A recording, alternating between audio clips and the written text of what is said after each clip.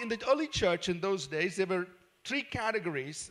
People were in three categories. If you look at it in Philippians chapter 1, verse 1, Paul says, I'm writing to the church in Philippi, to the saints who are in Philippi, to the bishops and the deacons. So the saints, meaning all believers. Then there were bishops, and then there were deacons. Bishop, the word bishop simply comes from the Greek word episkope, or another version of it would be episkopos, which simply means a spiritual leader, somebody involved in spiritual ministry. So the word bishop would include like our children's church pastor, those who are teaching in children's church, those who are serving in worship, a worship pastor, a youth pastor. There is the other category that he refers to as deacons.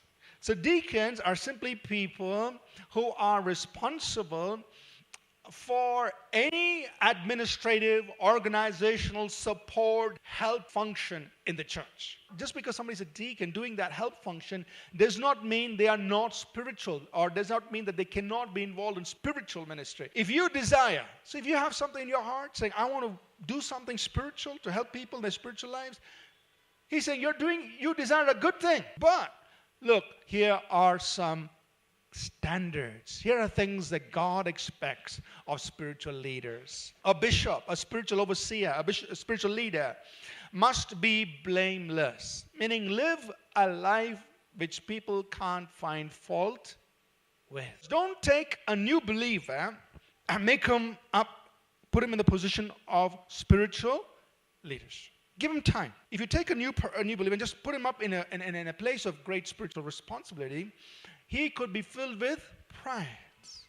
And then he falls just like how Satan fell, and he comes under the same condemnation. He is cast out of the presence of God because God resists the proud. So not only must he have a life that has a good report among believers, among the church, but his life among the unsaved, those who are outside the church, they should also have a good report of him. Deacons must be reverent. Reverent means respectful and not double-tongued, not given to much wine, not greedy for money. See, he's talking the same things for bishops or deacons. Holding the mystery of the faith with a pure conscience. Even in handing over functions, help and support areas of the ministry, you first prove people. So if you do well as a deacon, he says there are two things. You obtain, you earn. So this is something you earn. It's not given, it is something you earn because of your track record. Now in verse 15, he refers to the local church with these three things. He says, that you may know how to conduct yourself in the house of God. So the local church is called the house or the family of God. In a family, you have little children, you have sons and daughters, and then you have fathers and mothers.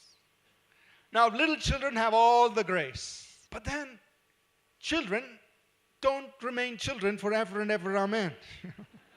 They have to grow up and become sons and now, when you become sons and daughters, there is some responsibility that comes on you as a son and a daughter. But again, you don't remain a young adult forever.